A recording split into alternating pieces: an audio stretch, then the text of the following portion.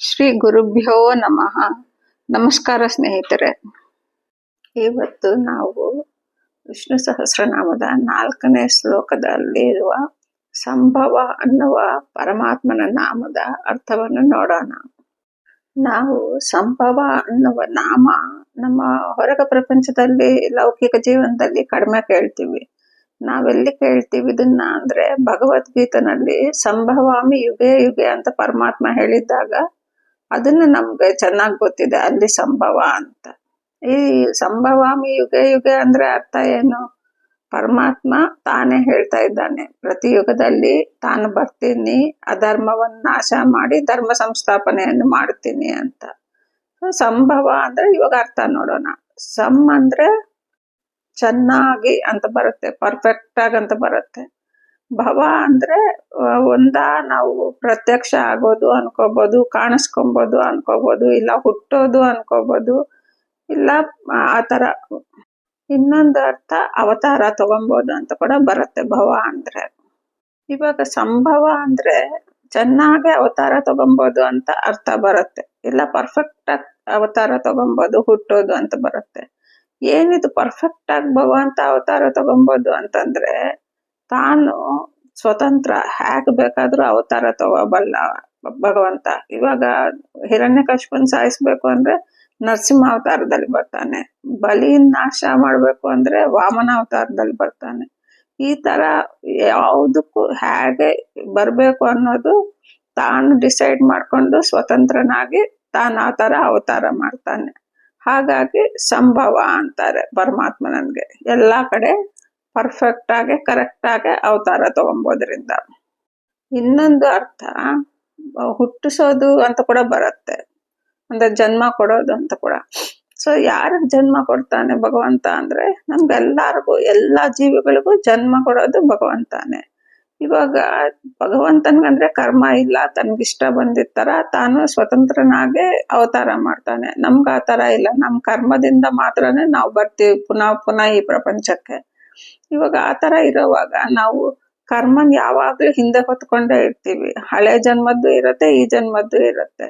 ಮತ್ತೆ ಮುಂದಿನ ಜನ್ಮ ಕೊಡುವಾಗ ಭಗವಂತ ಈ ಕರ್ಮವನ್ನು ನೋಡಿ ನಮ್ಗೆ ಅದ್ರ ತಕ್ಕ ಜೀವನ ಕೊಡ್ತಾನೆ ಮುಂದಿನ ಜನ್ಮದಲ್ಲಿ. ಈ ತರ ಒಬ್ಬೊಬ್ಬರಿಗೂ ಕರ್ಮ ನೋಡಿ ನೋಡಿ ಕೊಡೋದು ಅಂದ್ರೆ ಎಷ್ಟು ಕಷ್ಟ ಅಲ್ವಾ? ಆದ್ರೂ ಪರಮಾತ್ಮನಿಗೆ ಅದೆಲ್ಲ ಏನು ಕಷ್ಟ ಆಗೋದೇ ಇಲ್ಲ. ಇವಾಗ ನಮ್ಗೆಲ್ಲ ಅನುಕೂಲ ಆಗ್ಲಿ ಅಂತ ನಕ್ಷತ್ರಗಳನ್ನ, ರಾಶಿಗಳನ್ನೆಲ್ಲ ಸೃಷ್ಟಿ ಮಾಡಿದ್ದಾನೆ. ಯಾಕೆ ಅಂದ್ರೆ ಇವಾಗ ನಮ್ಗೆಲ್ಲ ಬೇರೆ ಬೇರೆಯವ್ರಿಗೆ ಬೇರೆ ಬೇರೆ ತರ ಕರ್ಮಗಳಿರತ್ತೆ. ಇದನ್ನೆಲ್ಲ ಒಂದು ಗ್ರೂಪ್ ಮಾಡ್ತಾನೆ, ಒಂದೇ ತರ ಕರ್ಮ ಇರೋರ್ನ ಅವ್ರನ್ನೆಲ್ಲ ಒಂದು ನಕ್ಷತ್ರದಲ್ಲಿ ಹಾಕ್ತಾನೆ, ಬೇರೆ ಬೇರೆ. ಹಾಗಾಗಿ ನಾವು ನೋಡ್ತೀವಿ ನೋಡಿ, ಇವಾಗ ಇಬ್ಬರು ಮೂರು ಜನ ನಕ್ಷತ್ರಗಳು ಸೇಮ್ ನಕ್ಷತ್ರ ಇರೋರು ನೋಡಿದ್ರೆ ಅವ್ರದ್ದು ಕ್ಯಾರೆಕ್ಟರಿಸ್ಟಿಕ್ಸ್ ಅಂದ್ರೆ ಬಿಹೇವಿಯರ್ ಆಗ್ಲಿ, ಅವ್ರ ಮನಸ್ತತ್ವ ಆಗ್ಲಿ ಎಲ್ಲ ಹೆಚ್ಚು ಕಡಿಮೆ ಒಂದೇ ತರ ಇರತ್ತೆ.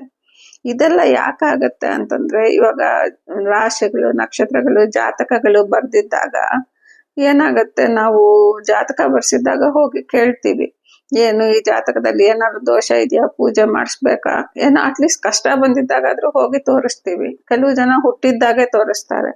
ಆವಾಗ ಅದಕ್ಕೆ ತಕ್ಕ, ಜಾತಕಕ್ಕೆ ತಕ್ಕ ಪೂಜೆಗಳು, ಹೋಮಗಳು ಎಲ್ಲ ಹೇಳ್ತಾರೆ ಶಾಸ್ತ್ರಿಗಳು, ಆಚಾರ್ಯರು.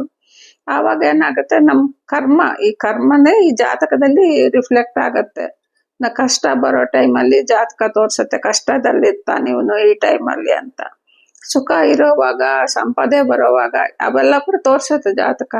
ಭಗವಂತ ಅದಕ್ಕೆ ನಮ್ಗೆ ಕಷ್ಟ ಆಗಬಾರ್ದು, ಈ ಜಾತಕ ನೋಡ್ಕೊಂಡು ನಾವು ಏನ್ ಮಾಡ್ಬೇಕು ದೋಷಗಳಿಗೆ ನಿವಾರಣೆಗೆ ಅನ್ನೋದು ತಿಳ್ಕೊಳ್ಳಿ ಅಂತಾನೆ ಭಗವಂತ ಈ ತರ ಒಂದು ಅರೇಂಜ್ಮೆಂಟ್ ಮಾಡಿದ್ದಾನೆ.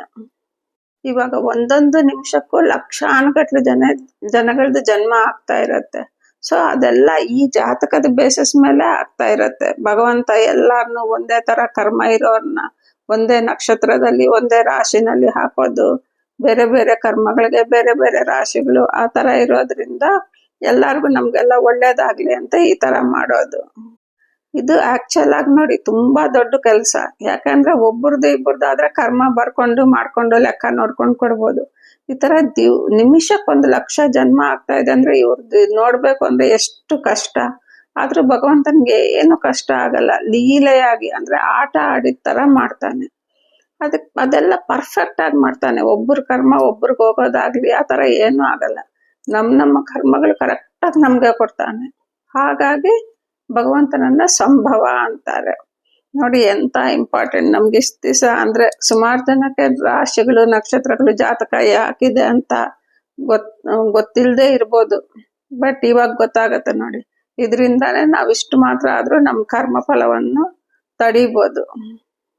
ಹಾಗಾಗಿ ಸಂಭವ ಅನ್ನೋದು ಒಂದು ಮಹತ್ವರವಾದ ಪರಮಾತ್ಮನ ನಾಮ.